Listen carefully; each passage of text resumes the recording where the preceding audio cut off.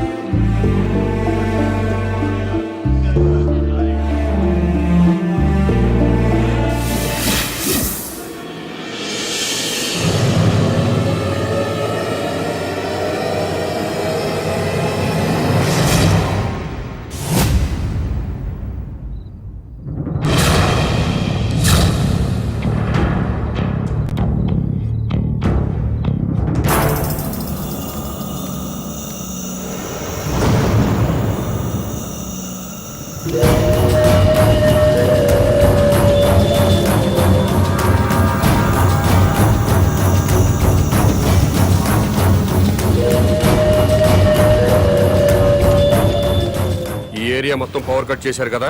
అవును సార్. మరి సెంటర్ లో ఉన్న మంత్రి గారింటికి పవర్ ఎందుకు కట్ చేయలేదు? కట్ చేశాం సార్, బట్ మంత్రి గారింటికి జనరేటర్ ఉంది.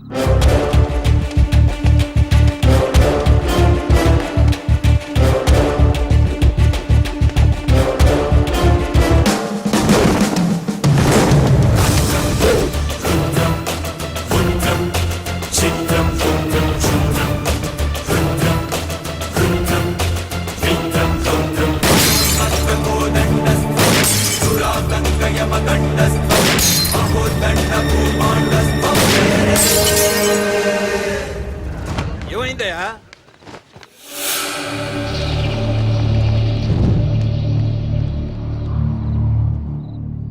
ఎవడండి వీడు? చీఫ్ మినిస్టర్ కూతుర్ని కిడ్నాప్ చేసింది వీడే.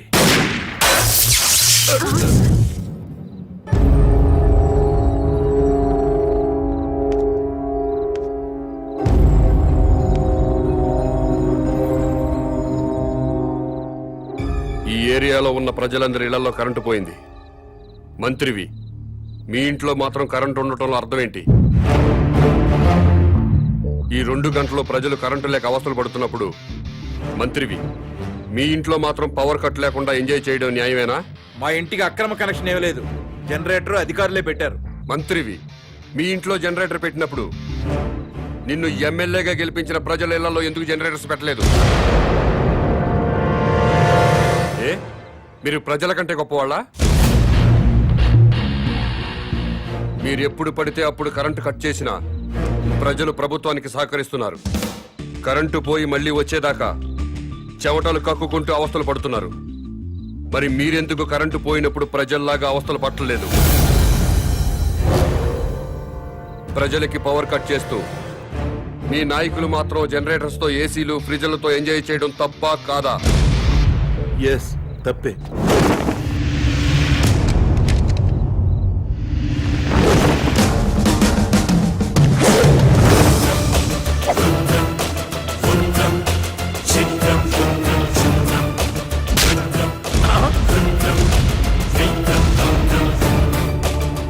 ప్రజల్లా బతకండి, ప్రజల కోసం బతకండి. ప్రజలు నవ్వినప్పుడే మీరు నవ్వండి, ఏడ్చినప్పుడు మీరు ఏడవండి. ప్రజలు బాధలు పడుతున్నప్పుడు ఆ బాధలు పంచుకుంటూ సేవ చేసినప్పుడే ప్రజాసేవకి అర్థం సార్.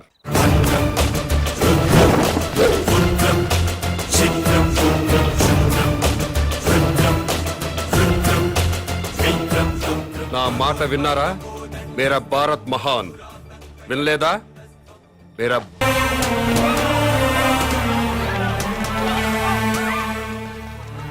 నా మనవడు సార్, నా మనవడు బస్తీలో కార్పొరేషన్ పైపుల్లో వచ్చే మంచినీళ్లు తాగి చచ్చిపోయాడు సార్. అవి ఇలాంటి మంచినీళ్లు కావు సార్, డ్రైనేజీ వాటర్ కలిసిన మంచినీళ్లు.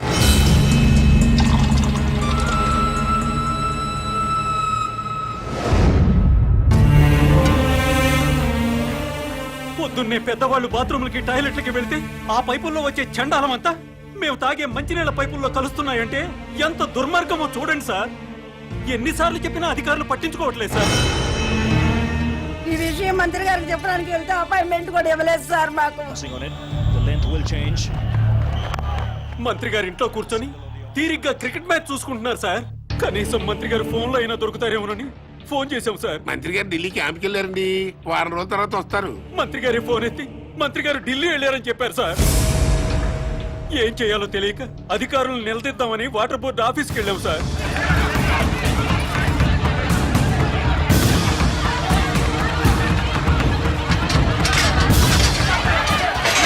తీయండ్రా, గేట్ తీయండ్రా. గొడవ చేయొద్దు, మర్యాదగా వెళ్ళిపోండి. మీరు నాశనం అయిపోతారా?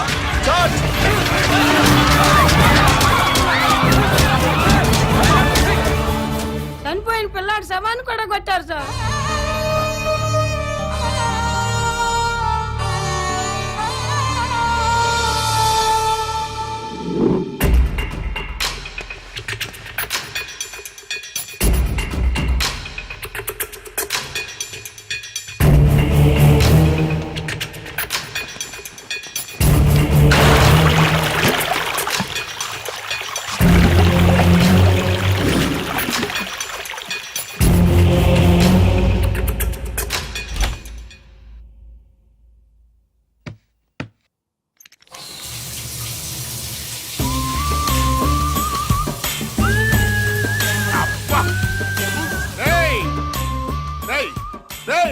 ఎవడరా అక్కడ?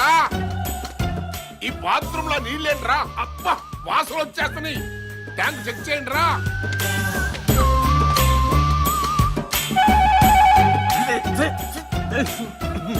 అన్నా, ట్యాంక్ లో డ్రైనేజ్ వాటర్ ఉందన్నా?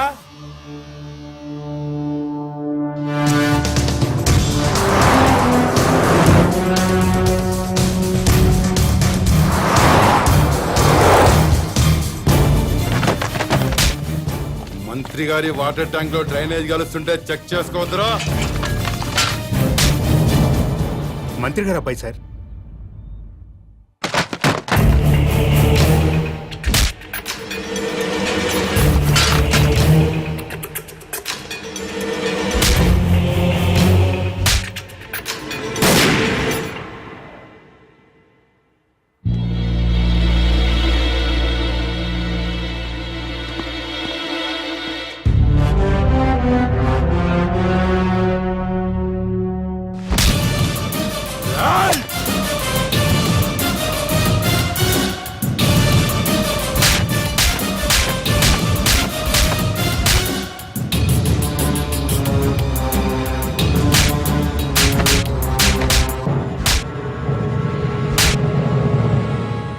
రెండు నిమిషాల్లో నీ బాబు ఇక్కడ ఉండాలి.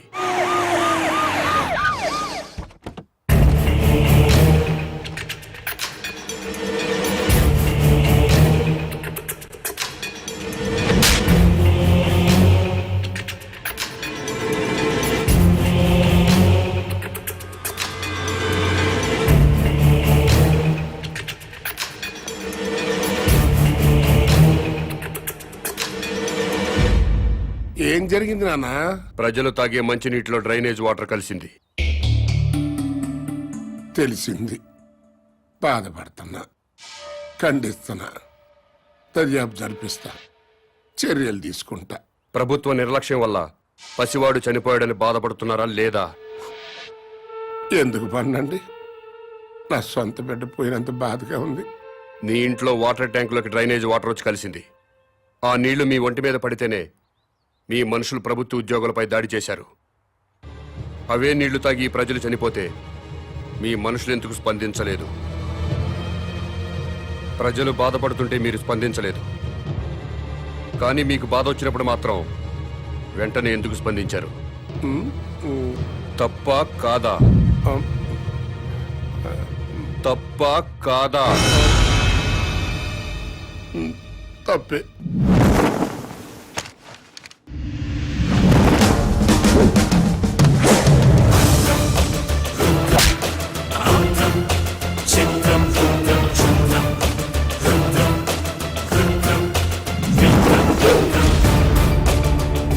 బిడ్డ చనిపోయాడన్న బాధతో ప్రజలు దాడి చేయబోతే వాళ్ళని లాఠీలతో కొట్టి కుక్కల్లా తరిమారు.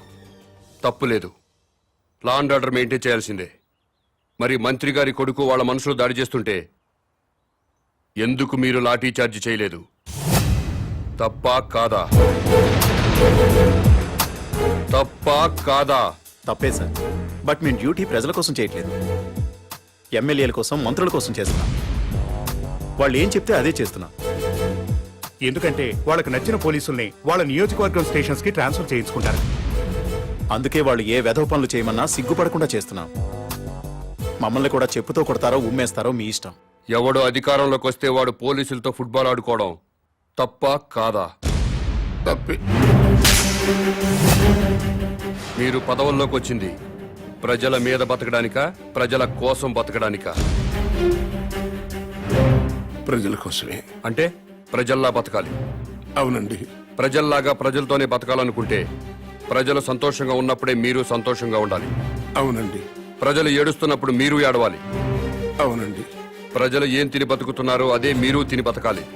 అవునండి. ప్రజలు డ్రైనేజీ వాటర్ తాగితే అవి మీరు తాగాలి. అది ఎట్టకుదు. రండి, ప్రజల్లా బతుకుదురు గాని.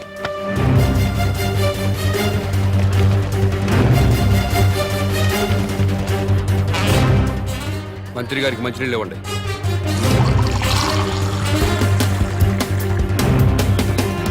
తాగు. నేను తాగలేదు, నువ్వు తాగలేవా? తాగు తాగు. రోజు మేము తాగేది అయ్యే. తాగు తాగు.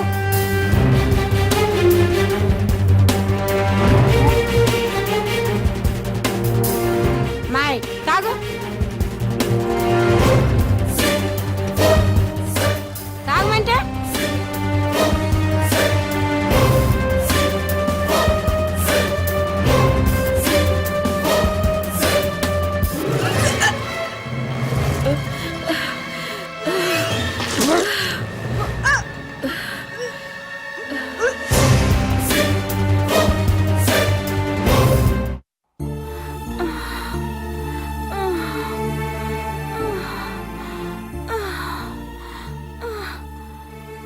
నీళ్లు తాగాక బస్తీలో పిల్లోడు చచ్చాడు. అమ్మా, నేను చేస్తానేమోనండి. ఏం లేదులేవే, మోషన్స్ ఎక్కువయ్యి ఒంటో నీరంతా పోయింది. అందుకే ఆ నీరసం. సెలైన్ ఎక్కిస్తున్నారు కదా, ఏం కాదులే.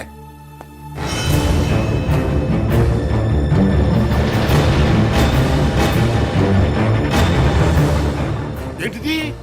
ఇటు ఇళ్లలోకి తోసుకొచ్చేటివేనా? మీ ఇళ్లలోకి మేము టెస్ట్ అనుకుంటారా? ఏమనంటే ప్రెస్. మా ప్రైవేట్ జీతాలు ఉండవు. ఉండవు. ఏ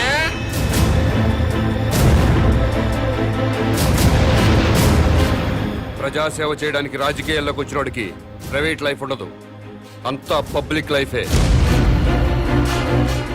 ప్రైవేట్ లైఫ్ కావాలనుకుంటే మంత్రిగా రాజీనామా చెయ్యి, రాజకీయాల నుంచి తప్పుకో. జీవితంలో నీ మొహం చూడం.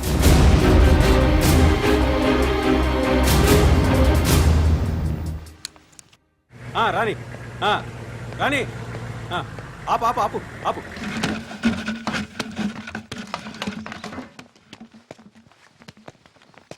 అన్నా, ఇంకో ట్యాంకర్ కావాలేమో మేడం గారిని అడగండి. ఎవరిని మేడం గారు అంటున్నావు? మంత్రి గారి భార్యనండి. బస్తీలో మంచినీళ్లు సప్లై చేసేటప్పుడు బస్తీలో ఉన్న ఆడవాళ్లను ఇలాగే మేడం గారిని గౌరవంగా పిలుస్తావా? ఇలాగే గౌరవంగా పిలుస్తావా అని అడుగుతున్నాను. మీకే చెప్పేది, దున్నపోతలో ఉన్నారు. ఓ తోసుకురాపోతే లైన్ లో రావట్లేదా? ముందుకు వచ్చారంటే మొహం బయలుది.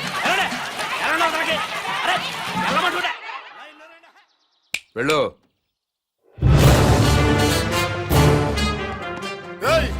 ఏం పని అది? ట్యాంకర్ పంపించామంటే మేము మంచిగా తాక్కర్లేదా? ప్రజల్లా బతకండి. ఆహా, అది ఎలాగో తమరే సెలవే ఉండే. బస్తీకి వెళ్ళండి, ట్యాంకర్లు వస్తాయి. అక్కడ ఉన్న ఆడవాళ్లతో పాటు మీ ఆడవాళ్ళను కూడా బిందెలతో మంచినీళ్లు పట్టుకోమని చెప్పండి.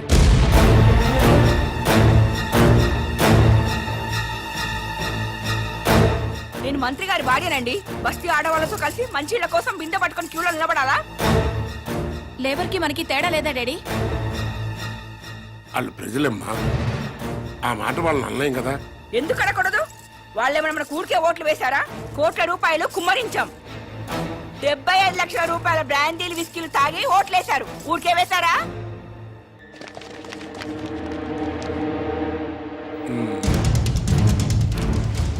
ఆ మాట నాకు అనాలనే ఉంది కానీ పబ్లిక్ లో అనలేం కదా. అంటే ఏమవుతుంది డాడీ? పదవి పోతుంది అంతేగా. పోనివ్వండి, మేం మాత్రం బిందెలు పట్టుకుని క్యూలో నుంచోం. సరే, నాకు తప్పేదే ఉంది. మీ తరఫున బిందెలు పట్టుకుని క్యూలో నేనే నించుంటా.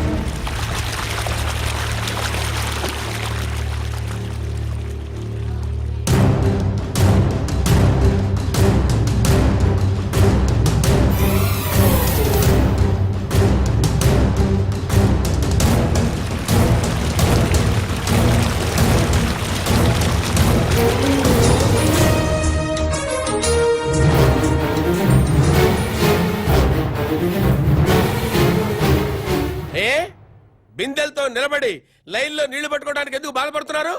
అధికారంలో ఉన్న వాళ్ళ భార్యలు ప్రజల కంటే గొప్పోళ్ళా? బిందెలతో నీళ్లు పట్టుకోలేరా? ఈ ఒక్క మంత్రి గారి భార్య కాదు, అందరి మంత్రుల భార్యలు ఇలాగే లైన్లో నిలబడి బిందెలతో నీళ్లు పట్టుకోవాలి. అప్పుడే ప్రజాస్వామ్యం బతుకుతుందని నేను మీకు మనవి చేస్తున్నాను.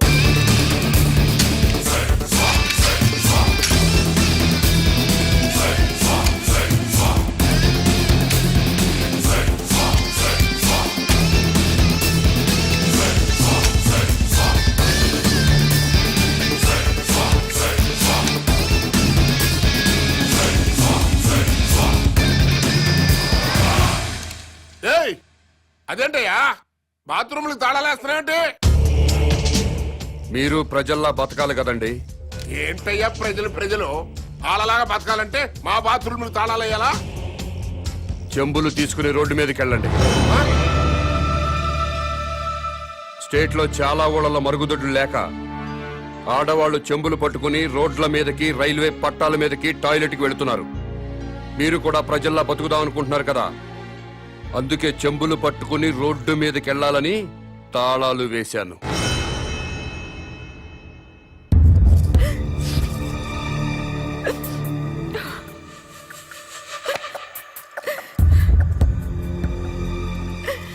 ఇంతకంటే చచ్చిపోవడం నయం. ఏంటి డాడీ ఇది? మినిస్టర్ గా మీరేం చేయలేరా? ప్రజల్లాగానే మనము బతకాలంటున్నాడు కదమ్మా. ప్రజలంతా చికెన్ గునియాతో బాధపడుతున్నారు, మనం కూడా చికెన్ గునియా తెచ్చుకోవాలా? లవ్ పేరు చెప్పి ఆడపిల్లల మీద యాసిడ్ పోసి చంపుతున్నారు, మనము చంపాలా? ఆర్గ్యుమెంట్ వద్దమ్మా. ఈ సమస్యకి ఒక్కటే పరిష్కారం. మనం జనంతో పాటు చెంబుట్టుకుని రోడ్డు మీదకి వెళ్ళకూడదు అనుకుంటే నేను ఎమ్మెల్యేకి రాజీనామా చేయాలి, మంత్రి పదవికి రాజీనామా చేయాలి. అసలు టోటల్ గా నేను రాజకీయ సన్యాసమే చేసేయాలి. అభిమానం ముఖ్యమో అధికారం ముఖ్యమో మీరే నిర్ణయించండి.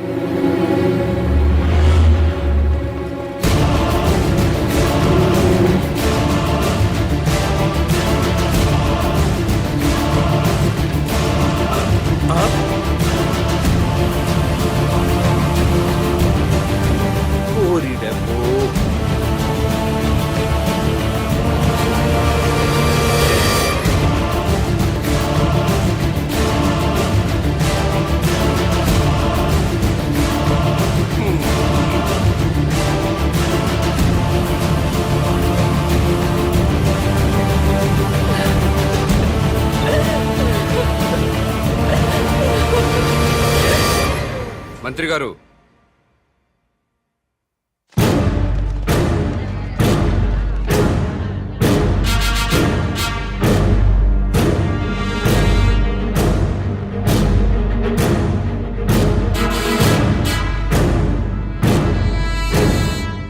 కన్నీళ్లు మంత్రుల కుటుంబాలకే కాదండి, మా ఊళ్ళు ప్రజలకు కూడా ఉంటాయి, మా ఆడవాళ్లకు కూడా ఉంటాయి. నలుగురిలో మొగుడు ముందు నిలబడడానికి కూడా ఆడది మొహాట పడుతుంది. అలాంటిది పొద్దున్నే చెంబు తీసుకుని రోడ్డు మీద నిలబడాలంటే ఎంత సిగ్గుపడుతుందో, ఎంత అవమానంతో చచ్చిపోతుందో తెలీదా సార్ మీకు? ఈ దేశంలో అన్నిటికంటే ఉప్పు చీప్ సార్. ఉప్పు కంటే కూడా ఆడదాని పరువు చీప్ అనేలా మీలాంటి నాయకులు ప్రవర్తిస్తున్నారు. మనుషులైతే సిగ్గుపడండి, మనసుంటే ఆలోచించండి.